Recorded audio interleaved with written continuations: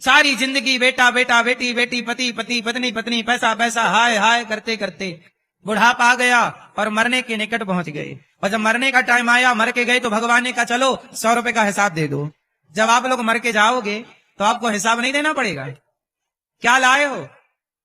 छोटे छोटे बच्चे मांगते हैं। आप जैसे अब वृंदावन से जाओगे ना घर, तो आपका पोता पोता यदि घर में हुआ, छोटे बच्चे होंगे, तो वो आपका झोला देखने लग जाएंगे, मेरी माँ क्या लाई है। बाप बाजार से आता है ना, तो बच्चे पहले झोला खोलते हैं, मेरे लिए क्या लाए हो।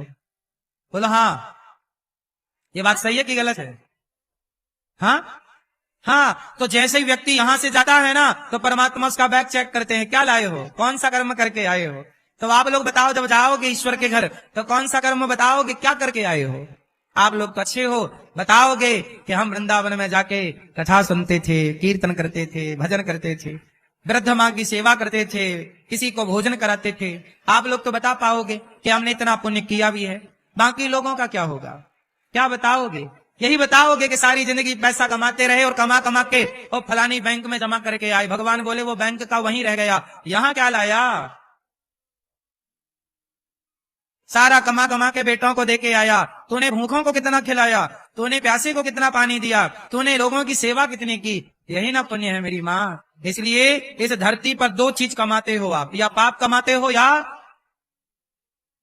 तीसरा कुछ नहीं है। इसलिए साहब आप ये जरूर अपने आप से सवाल करना कि अभी तक आपने क्या कमाया है और क्या गवाया है। कितनी उम्र चली गई, कितनी बची, अब क्या करना है। उठ जाग मुसाफिर भोर भई, अब रैन कहां तू सोवत है। जो सोवत है वो खोवत है, जो जागत है वो गई बहुत थोड़ी बची। नारायण अवचेत काल चिरैया चुग रही, निस दिन आयु खेत। इसलिए दास अनिरुद्ध, मुझे लगता है कि जब मैं मरूंगा तो ईश्वर को जवाब देना पड़ेगा। तो भगवान मेरे से पूछेंगे, अनिरुद्धाचार्य बताओ तुम्हें 100 रुपए दिए थे, 100 रुपए मतलब 100 साल की, और उम्र 100 साल मेरी है कि नहीं। मैं दावा नहीं करता, जितना ईश्वर दें, 80 दें, 50 दें, जो दें, या आज ही बुला लें, कोई दिक्कत नहीं। जब ईश्वर मेरे से पूछेंगे कि मैंने तुम्हें इतनी उम्र दी, तुमने क्या किया, तो मैं जवाब दे पाऊंगा कि प्रभु मैंने बेसहारा माओ की सेवा की, वृंदावन में कोई भी भक्त आया सबको भरपेट भोजन मिला, गाय की सेवा, निःशुल्क बच्चों को पढ़ाने लिखाने की सेवा की है। जितना बन पड़ा, जितनी मेरी अक्ल थी, बुद्धि थी, शारीरिक क्षमता थी, उतना मैंने कार्य किया। मैं ईश्वर को जवाब दे पाऊंगा। आपसे भी यही सवाल होगा,